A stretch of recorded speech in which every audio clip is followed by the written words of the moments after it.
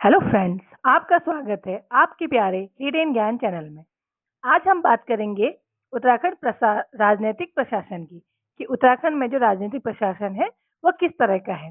और ये काफ़ी एक लंबा टॉपिक था जिसे हम एक छोटी शॉर्ट वीडियो में आपके लिए इम्पोर्टेंट बेसिस पे बनाया है। तो आइए आज का सेशन हम स्टार्ट करते हैं। सबसे पहले हम देख लेते हैं कि प्रशासन जो होता है उसके लिए जो हमारा संविधान है उसमें क्या प्रावधान है। तो जो संविधान का जो भाग 6 है उसमें हमारे जो शासन है उसके बारे में बोला गया है। और आर्टिकल की बात करें तो आर्टिकल 152 से लेकर आर्टिकल 237 तक का इसका प्रावधान किया गया है। और इसमें 3 टाइप के जो अंग होते हैं वो आते हैं। एक आता है विधायिका, कार्यपालिका और न्यायपालिका। सबसे पहले हम अगर विधायिका की बात करें तो विधायिका वो होता है जो कानून बनाता है। कार्यपालिका ये क्या बनाता है? कानून। कार्यपालिका क्या करता है? उस कानून को लागू करता है। और जबकि जो न्यायपालिका है वो अगर कानून नहीं हो रहा है या फिर उसे किस हिसाब से नियमबद्ध तरीके से लागू करना है तो न्याय वगैरह काम किसका होता है? न्यायपालिका का। आई होप आपको समझ में आया होगा कि विधायिका कानून बनाता है, कार्यपालिका लागू करता है और न्यायपालिका उसका जो अगर उल्लंघन करता है उसे दंडित करता है या फिर जो भी उसे सुचारू रूप से चलाने का काम किसका होता है? न्यायपालिका का होता है। अब अगर हम बात करें कि विधायिका, तो विधायिका एक ऐसा कानून है जैसे सेंटर में संसद होती है, हम यहाँ पर राज्य उत्तराखंड राज्य जो हमारा प्रशासन उसके बारे में पढ़ेंगे। तो हमारे वहाँ विधान मंडल है, वैसे हमारे कई राज्यों में विधान परिषदें भी हैं। 2 टाइप की होती है, कई जगहों पर विधान परिषदें होती है, कई विधान सभाएं होती हैं, सॉरी विधान मंडल्स होते हैं। तो हमारे उत्तराखंड में विधान परिषदें नहीं है, कुछ ही राज्य ऐसे हैं जहाँ विधान परिषदें हैं। तो वो आप कमेंट बॉक्स में बताइएगा किन कौन-कौन से वो राज्य हैं। और हमारे उत्तराखंड में हमने देखा कि विधान परिषद नहीं है तो यहाँ क्या है? विधान मंडल है। कार्यपालिका की बात की जाए तो कार्यपालिका सेंटर की बात की जाए तो केंद्र में राष्ट्रपति होता है, उपराष्ट्रपति होता है, प्रधानमंत्री होता है। और राज्य की बात करें तो यहाँ राज्यपाल होता है, मुख्यमंत्री होता है, मंत्री परिषद से होते हैं। न्यायपालिका की बात करें तो इसमें एक सुप्रीम कोर्ट होता है, एक हाई कोर्ट और एक डिस्ट्रिक्ट कोर्ट होता है। आई होप आपको इंडिविजुअली ये सब कुछ समझ में आया होगा। अगर आपको इसमें कंफ्यूजन है तो आप कमेंट बॉक्स पे लिखिएगा, एक छोटा वीडियो हम आपके लिए ले आएंगे। नहीं तो आगे जो हम इन्हें विस्तार में पढ़ेंगे तो आपको समझ में आ जाएगा। सबसे पहले हम देख लेते हैं कि कार्यपालिका क्या होती है। कार्यपालिका हमने देखा कि राज्यपाल आता है, मुख्यमंत्री आता है, मंत्री परिषद आता है। तो इसका जो कार्यपालिका का जो संवैधानिक प्रमुख होता है, कौन? संवैधानिक प्रमुख। कि इसका जो संवैधानिक प्रमुख है, तो संवैधानिक प्रमुख जो है उसका कौन है? तो वो है राज्यपाल। जैसे सेंटर में कौन होता है? राष्ट्रपति होता है, इसी हिसाब से हमारे यहाँ क्या होता है? राज्यपाल होता है। तो राज्यपाल जो होता है वो संविधान में जो आर्टिकल 153 के तहत प्रत्येक राज्य में एक गवर्नर या फिर राज्यपाल जिसको बोलते हैं वो होगा। और कार्यपालिका के अंदर हमारे कौन कौन से जो बॉडीज आती है वो आता है तुम्हारा राज्यपाल, जो हमने देखा अभी। राज्यपाल आता है, मंत्री परिषद आता है, मंत्री परिषद आता है, सचिवालय आता है, सचिवालय आता है। और हमारा कार्यकारी विभाग, कार्यकारी विभाग आता है। और फिर लास्ट में हमारे क्या आते हैं? महाधिवक्ता भी इसी के अंदर आते हैं। तो ये आपने देखा। और उसके बाद अगर हम बात करें कि मंत्रिपरिषद में जो राजनीतिक प्रमुख होता है, मंत्रिपरिषद क्या होता है? राजनीतिक प्रमुख होता है, सचिवालय प्रशासनिक प्रमुख होता है और निर्देशालय जो है कार्यकारी विभाग होते हैं। तो कार्यकारी विभाग क्या करते हैं? निर्देशालय का निर्देश का काम करते हैं। प्रशासनिक प्रमुख की बात करें तो प्रशासन का प्रमुख होता है, कौन होता है? सचिवालय। और राजनीतिक प्रमुख की हम अगर बात करें तो वो होता है हमारा मंत्री परिषद। देन हम देख लेते हैं कि गवर्नर। सबसे पहले हम इसके अंदर अब इनको डिफाइन करके एक एक करके देखेंगे कि इसके अंदर क्या क्या है। सबसे पहले गवर्नर। गवर्नर की बात करें, आर्टिकल बहुत इंपॉर्टेंट है, इसे इंपॉर्टेंट मार्क कीजिएगा। तो 155 के द्वारा राज्यपाल की नियुक्ति किसके द्वारा की जाती है? राष्ट्रपति के द्वारा, और राष्ट्रपति अपनी इच्छा प्रयत्न इसे पद ग्रहण करने के लिए अनुमति देता है। और इसकी आयु की बात करें तो 35 वर्ष की आयु ये पूरी कर चुका हो।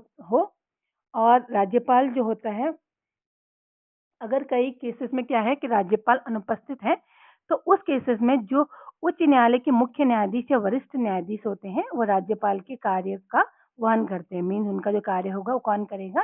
जो हमारे उच्च न्यायालय के मुख्य न्यायाधीश वरिष्ठ न्यायाधीश हैं वो लोग करेंगे। और इनको शपथ कौन दिलाता है? ये क्वेश्चन में कई बार पूछा जाता है। तो इन्हें शपथ कौन दिलाता है? उच्च न्यायालय के मुख्य न्यायाधीश। और किसके द्वारा? आर्टिकल 159 के द्वारा। आर्टिकल मैं दोबारा रिपीट कर रही हूँ कि बहुत ज्यादा इंपॉर्टेंट है, ध्यान दीजिएगा। और एक से अधिक, कई बार क्या होता है, एक राज्यपाल को एक से अधिक जो राज्य होते हैं उनका भी कार्यभार दिया होता है। जैसे हमने रिसेंट में देखा था, इससे पहले जो है गोवा और महाराष्ट्र का जो राज्यपाल थे वो एक ही थे। तो इसी टाइप के काफी ज्यादा स्टेट्स, काफी जगह ऐसा होता है कि एक से ज्यादा जो कार्यभार संभालना पड़ता है राज्यपाल को, राज्यों का। ये पहले प्रावधान नहीं था।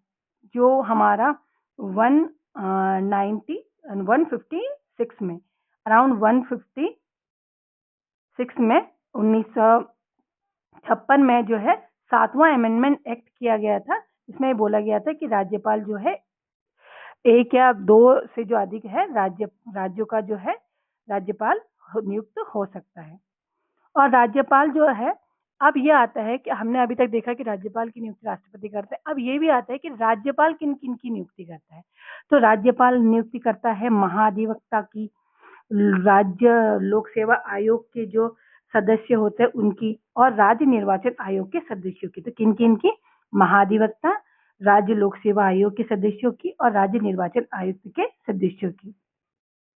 और राज्यपाल जो है इन जो ये जो हमने देखा, महाधिवक्ता या फिर लोकसभा आयोग के सदस्य या राज्य निर्वाचन आयोग के सदस्य, इनका जो ये जो इनको नियुक्त करता है वो किसी के परामर्श पर करता है, खुद नहीं करता। मीन्स इनको मंत्री परिषद बोलेगी कि आप इन इन लोगों को ये बनाइए, तब जाके राज्यपाल हमारे इनकी नियुक्ति करते हैं। और अगर हम देखें कि जो राज्यपाल होते हैं वो अधीनस्थ न्यायालय के न्यायाधीशों की नियुक्ति भी करते हैं, लेकिन वो किसके परामर्श पर करते हैं? परामर्श मीन्स सुझाव देते हैं कि इन्हें नियुक्त करो।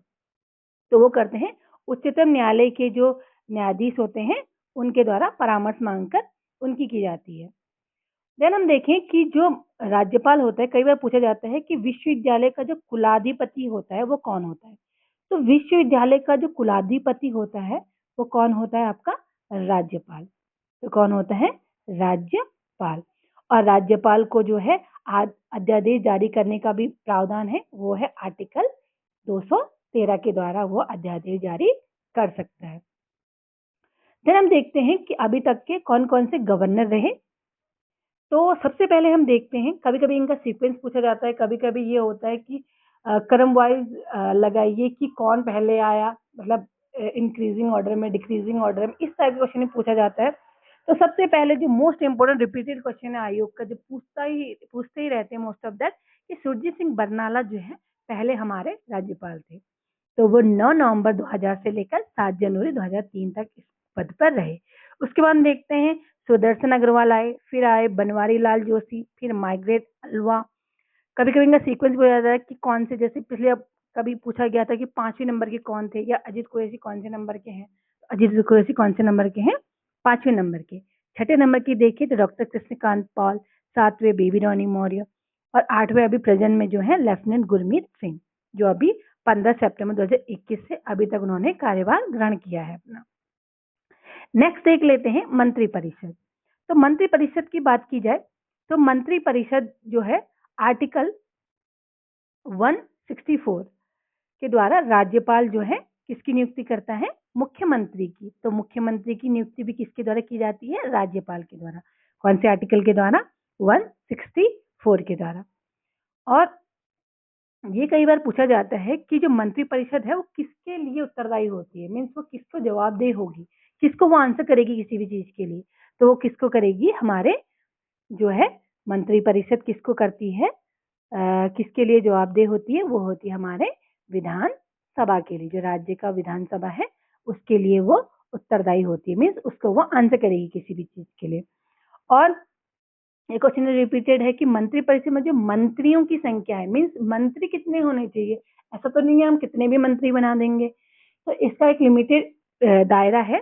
तो हम अप्रोक्स 15% जो है टोटल हमारी जो सीट होती है उसका 15% जो है मंत्रिपरिषद में रख सकते हैं, और इनकी संख्या 12 से कम नहीं होनी चाहिए, मीन्स 15% होना चाहिए और 12 से कम नहीं होना चाहिए, 12 या 12 से अधिक होना चाहिए। अब हम देख लेते हैं कि सचिवालय क्या होता है। तो सचिवालय जो होता है वो वैसे तो हमारा जो कार्यपालिका होती है के सदस्य होते हैं वो जनप्रतिनिधि होते हैं, मीन जनता के प्रतिनिधित्व करते हैं, जनता द्वारा चुने होते हैं।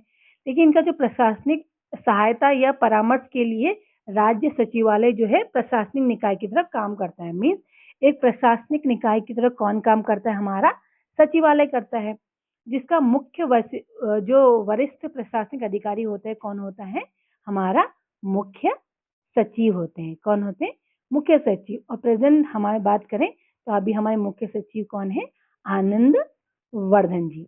आनंद वर्धन जी हमारे क्या है, अभी मुख्य सचिव है। तो सचिवालय का जो वरिष्ठ प्रशासनिक अधिकारी होता है कौन होता है, मुख्य सचिव होते हैं।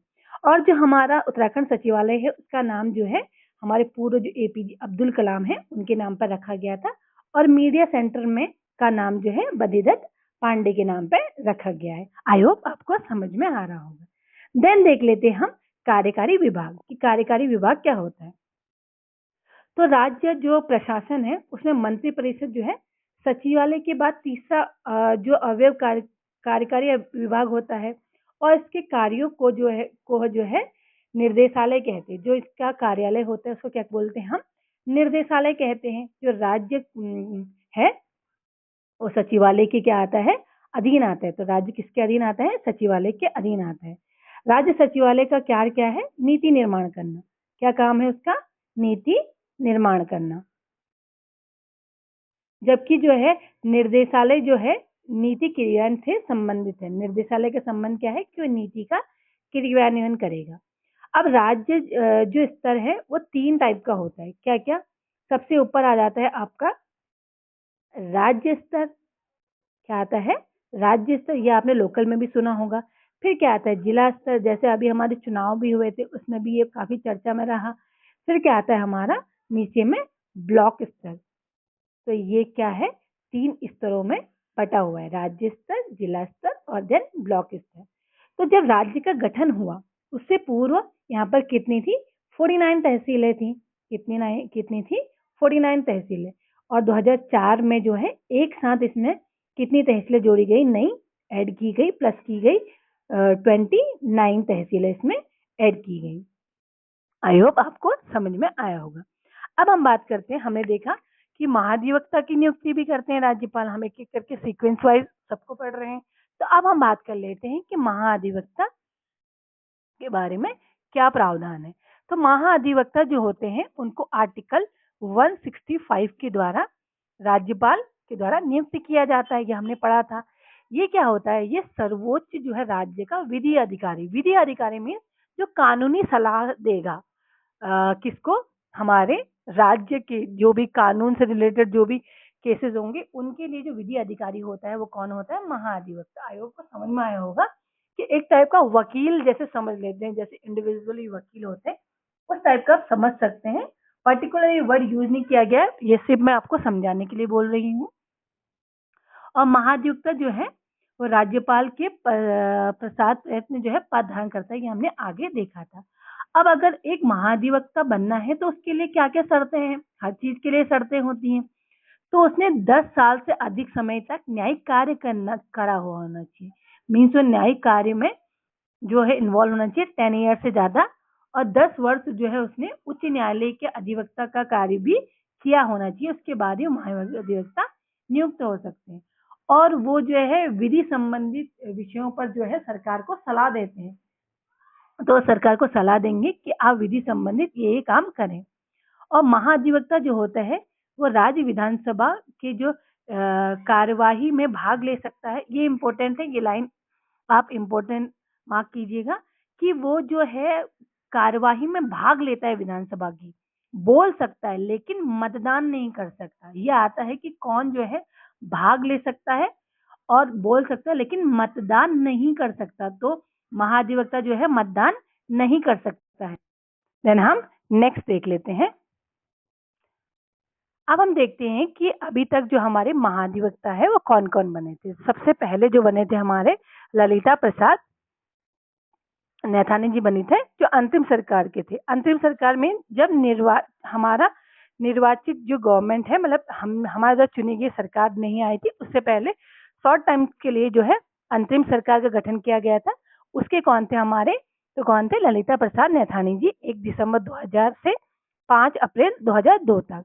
देन हमारे इलेक्टेड की बात करें, जो हमने सरकार चुन ली गई, तो कौन थे, मेहरबान सिंह नेगी। तो क्वेश्चन में कंफ्यूजन मत कीजिएगा, अगर इलेक्टेड गवर्नमेंट में निर्वाचित सरकार पूछे तो मेहरबान सिंह नेगी जो महाधिवक्ता थे, और अगर पूछे कि अंतरिम थे वो कौन थे, ललिता प्रसाद नैथानी जी। तो वो बने थे मेहरबान सिंह नेगी जी 6 अप्रैल 2002 से 13 मार्च 2007 तक। देन बने थे LP नैथानी जी। उसके बाद आते हैं SN बाबुलकर। उसके बाद आते हैं श्री UK उनियाल जी। देन आते हैं छठे हमारे Shri VBS Negi. And then सातवें कौन है हमारे SN बाबुलकर जी। अब हम आगे देखते हैं कि राज्य का जो विधानमंडल है, अभी मैंने बोला था कि हमारे वहाँ क्या है, विधान परिषद नहीं है, विधानमंडल है। उसका क्या स्ट्रक्चर है ये देख लेते हैं। तो विधानमंडल के 2 अंग होते हैं, उसके अंदर कौन कौन आता है हमारा, एक हमारे राज्यपाल आते हैं, ये हमारे कार्यपालिका के अंदर भी आते हैं, और हमारे विधायिका के अंदर भी आते हैं, और एक हमारा आता है आपका विधान सभा। तो विधानमंडल के अंदर क्या क्या आता है, कई बार ये भी पूछा जाता है। तो विधानमंडल के अंदर आता है एक विधानसभा और एक राज्यपाल। तो ये कौन से आर्टिकल के द्वारा बोला गया है कि विधानमंडल का प्रावधान होगा, आर्टिकल 168। अगर आपको कंफ्यूजन हो हर आर्टिकल में तो दोबारा वीडियो देखिएगा, क्योंकि आर्टिकल बहुत ज्यादा इंपॉर्टेंट है, कई बार आयोग द्वारा पूछे जाते हैं। तो संविधान का जो अनुच्छेद 170 है, उसमें बोला गया है कि हमारा विधानसभा का गठन होगा, और विधानसभा में अधिकतम जो सदस्य होंगे वो कितने होंगे, मैक्सिमम कितने होंगे, 500, और मिनिमम हो सकते हैं आपके 60 सदस्य। तो और हमारा जो ये इम्पोर्टेंट हो जाता है क्योंकि 2026 अभी नेक्स्ट ईयर ही आएगा। तो जो हमारी 1971 की जनगणना थी, मतलब 1971 में जो हमारी जनगणना हुई थी, जनगणना में कितनी हमारी जो जनसंख्या है वो एग्जिस्ट करती है, तो उसके हिसाब से ही जो सीटों का आवंटन है वो कब तक होगा, 2026 तक जो है आवंटन होगा। तो किसके हिसाब से, 1971 के जनगणना के हिसाब से। और जो विधानसभा के सदस्य होती है उनकी न्यूनतम आयु के लिए जो एयर होता है वो कितना होता है, 25 साल उनको कंप्लीट होने चाहिए। उनका कार्यकाल 5 साल का होता है, मतलब ये 5 साल के लिए सदस्य बनेंगे। और अगर हम इनकी गणपूर्ति मतलब कोई भी बैठक जो होगी वो कितने सदस्य को लेकर होगी, मीन्स टोटल सदस्य का हम अगर 1/10 करेंगे तो 1/10 जो है सदस्य उसका होना चाहिए, तब जाके ही बैठक शुरू होगी। अगर इससे कम सदस्य होते तो बैठक नहीं होती है, मतलब 1/10 होने चाहिए, और इनकी संख्या जो है 10 से कम नहीं होनी चाहिए। संख्या की बात करें, अगर नंबर्स की बात करें तो 10 से कम नहीं होने चाहिए, और वैसे जो है टोटल का 1/10 जो है उपस्थित होने चाहिए। और ये जो सत्र है, आपने देखा होगा, सुना होगा कभी कि विधानसभा सत्र चल रहा है अभी, तो ये जो सत्र है वो 6-6 महीने, मतलब साल में 2 बार तो होना चाहिए। 6 महीने की ज्यादा ड्यूरेशन का गैपिंग इसमें नहीं होना चाहिए, ये भी इसका एक इम्पोर्टेंट पार्ट है। और आर्टिकल जो है 178 के तहत जो है विधानसभा के सदस्य जो है अपने सदस्यों में से एक क्या चुनते हैं, अध्यक्ष चुनते हैं। मीन जो अध्यक्ष उपाध्यक्ष होता है वो उन्हीं में से एक होता है, और एक उपाध्यक्ष चुनते हैं। तो किसके द्वारा, आर्टिकल 178 के द्वारा एक अध्यक्ष और एक उपाध्यक्ष चुना जाता है। आई होप आपको समझ में आया होगा कि विधानसभा हमारा स्ट्रक्चर क्या है। अब उत्तराखंड की विधानसभा, ये तो विधानसभाएं थी, अब उत्तराखंड विधानसभा की बात की जाए तो इसमें विधायकों की संख्या कितनी है, 70। ये तो आपको पता है कि विधानसभा सीटें कितनी है हमारी, 70 है। और इसमें से जो है एक एंग्लो भारतीय चुना जाता था पहले, एक क्या चुना जाता था, एंग्लो भारतीय। लेकिन सरकार के द्वारा जो 104वां जो अमेंडमेंट एक्ट था, अमेंडमेंट एक्ट एक ऐसा एक्ट होता है जिसके द्वारा हम जो हमारा संविधान है उसमें हम चेंजेस लाते हैं, उसको जो है संशोधन करते हैं, मीन्स उसमें चेंजेस लाते हैं। तो 104वें जो 104वां अमेंडमेंट एक्ट था 2019 का, उसमें क्या किया गया कि एंग्लो इंडियंस की जो एक सीट है उसको समाप्त कर दिया गया। मीन्स अब एंग्लो इंडियन की जो एक सीट है वो नहीं चुनी जाती। नेक्स्ट देख लेते हैं। नेक्स्ट जो है कि 70 में से कुछ सीटें आपको पता है रिजर्व रहती है, तो कितनी सीटें रिजर्व है? तो टोटल जो है 15 सीटें जो हमारी रिजर्व है। इसमें से 13 जो है एससी की हैं और 2 जो है एसटी की सीटें रिजर्व हैं। ये इंपॉर्टेंट है, बार बार आयोग द्वारा पूछा जाता है कि कितनी सीटें एससी की हैं, कितनी एसटी की हैं। काफी ज्यादा रिसेंट में एग्जाम हुआ है, उसमें भी ये पूछा गया था, तो इम्पोर्टेंट है। तो 70 में से 15 सीटें रिजर्व है, इसमें 13 एससी के लिए है और 2 एसटी के लिए है, ये याद रखिएगा। और अगर हम गठन से पूर्व, मतलब जब राज्य का गठन नहीं हुआ था उससे पहले की बात करें, तो 22 जो है विधानसभा सीटें थी और 9 जो है विधान परिषद, क्योंकि आपको पता है कि पहले हमारा विधान परिषद थी गठन से पहले, गठन के बाद यहाँ विधान परिषद नहीं है, तो पहले 22 विधानसभा की यहाँ सीटें थी। और उत्तराखंड का जो पहला परिसीमन हुआ था कब हुआ था? 5 नवंबर 2001 को।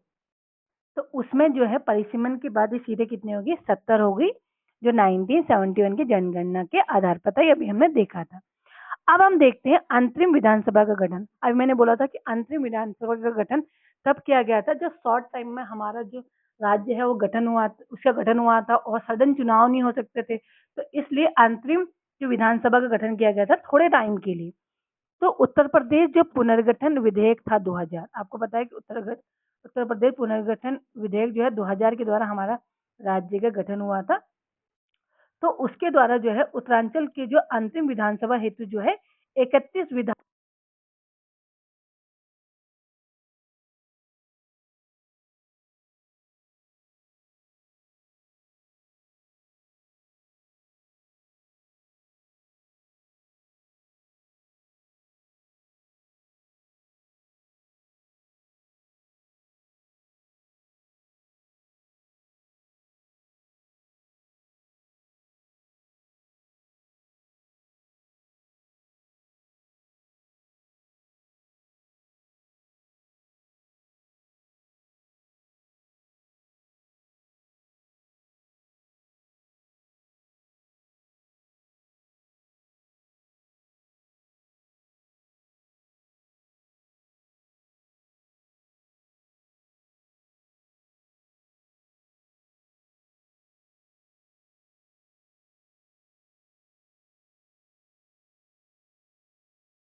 भगत सिंह कोश्यारी को जो है दूसरा मुख्यमंत्री बनाया गया था अंतरिम सरकार का 2 मार्च 2002 को।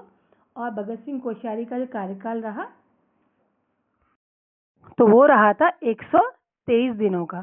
तो कितने का कार्यकाल रहा था? 123 डेज का उनका कार्यकाल रहा था। और अंतरिम अगर विधानसभा में अध्यक्ष की बात करें तो कौन बने थे आपके? प्रकाश पंत जी जो अंतिम विधानसभा में अध्यक्ष बने थे, प्रकाश पंत। और स्पीकर बने थे काजी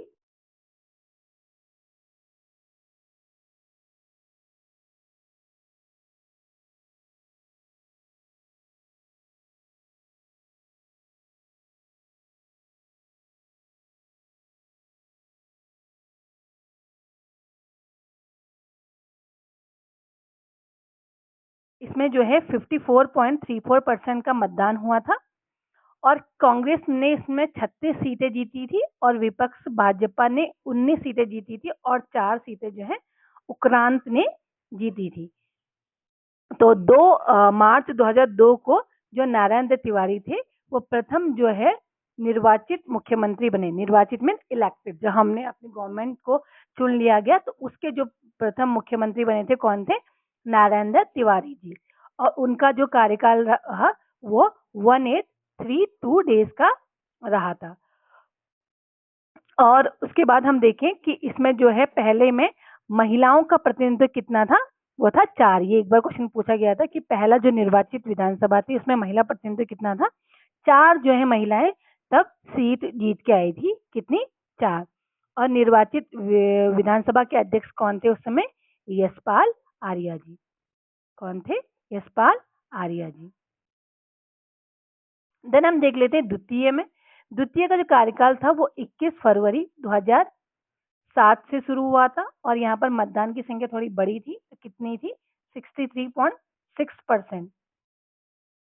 अभी हम देखा था 54.34% था एंड देन अब बढ़ के कितना हो गया, 63.6%। ये भी पूछा जाता है कि द्वितीय मतदान में हमारा मतदान बढ़ा था या घटा था। दूसरे में भाजपा ने 36 सीटें जीत ली थी और कांग्रेस ने 20 सीटें, और यहाँ पर 4 महिलाएं जो है निर्वाचित हुई थी। और इसके जो दूसरे हमारे मुख्यमंत्री बने थे, कौन बने थे, भुवन चंद खंडूरी जी। और इनका कार्यकाल रहा था 2 वर्ष 2 माह और 18 दिन का। देन जो है हम देख लेते हैं हमारे उत्तराखंड के मुख्यमंत्री जो है वो हमने अभी देखा कि पहले कौन थे, नित्यानंद स्वामी जी, और जो हमारे अंतरिम थे और निर्वाचित थे नारायण दत्त तिवारी जी। और अभी तक अगर सबसे लंबा ड्यूरेशन बात करें कि सबसे लंबा ड्यूरेशन पूरा किया है नारायण दत्त तिवारी के द्वारा, और सबसे छोटा ड्यूरेशन जो हमारे सबसे छोटे ड्यूरेशन के लिए मुख्यमंत्री बने थे, मतलब बहुत कम टाइम के लिए, तो कौन थे, तीरथ सिंह रावत जी। देन हम देख लेते हैं कि कौन कौन मुख्यमंत्री बने, इनका भी सीक्वेंस पूछा जाता है, इंपॉर्टेंट मार्क कीजिएगा और मेरे साथ पढ़ के रिविजन कीजिएगा, या फिर अभी याद हो जाए तो बहुत बढ़िया है।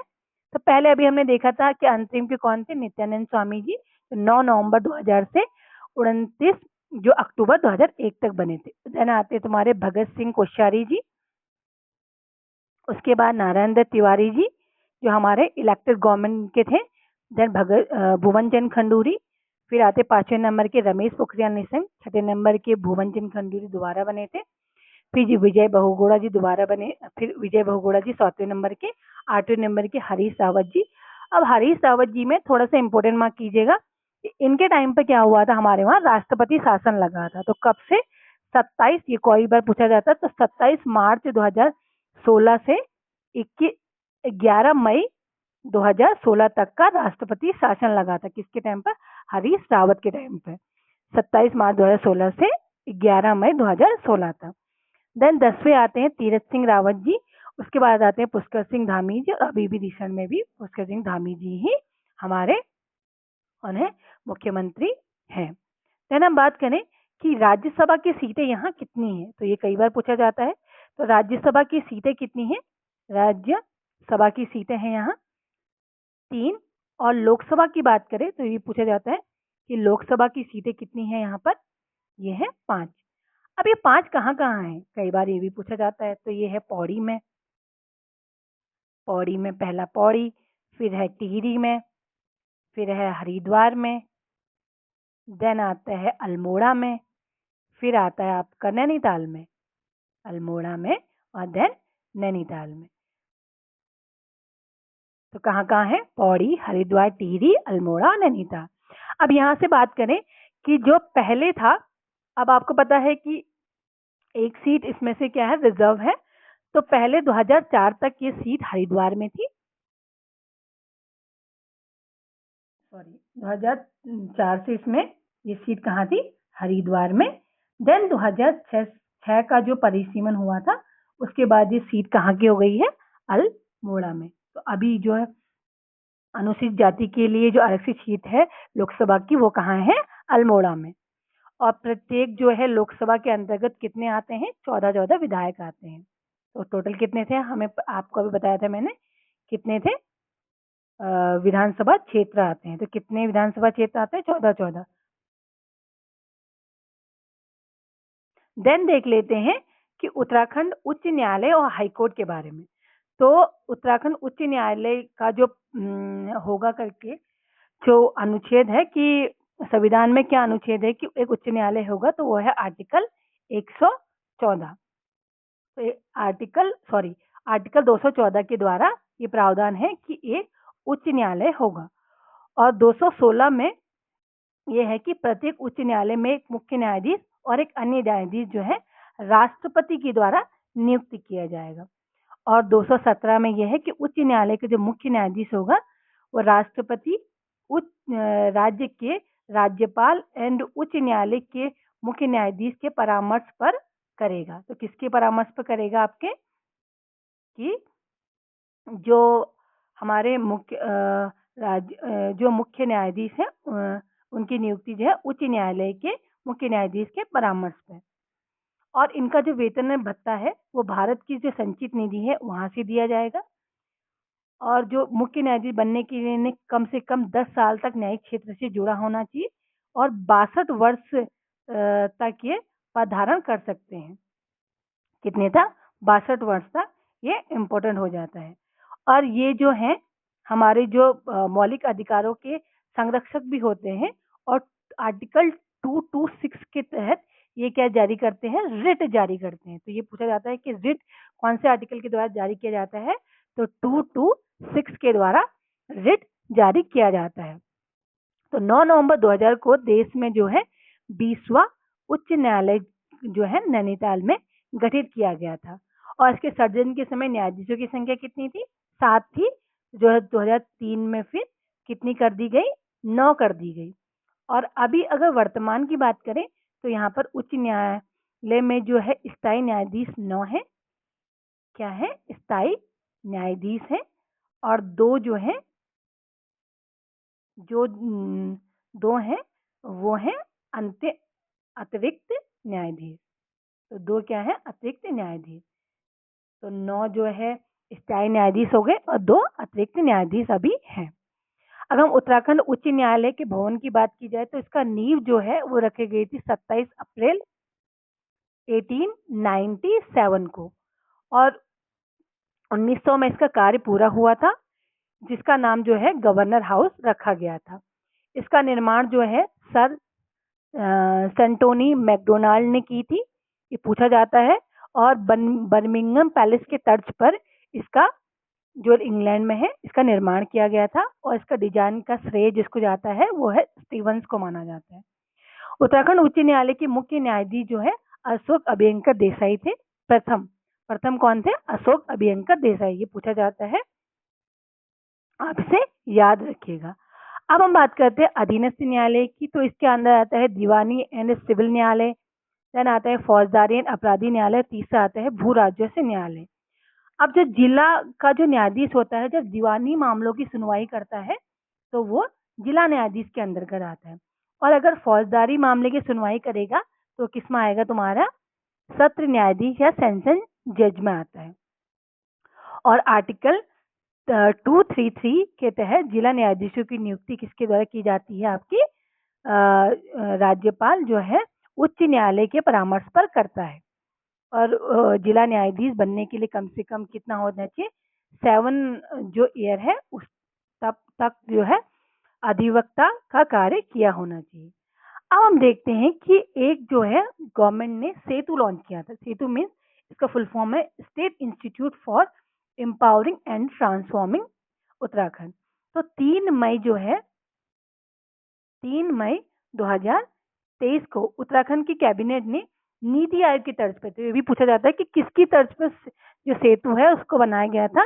तो नीति आयोग की तर्ज पर सेतु को मंजूरी दी थी।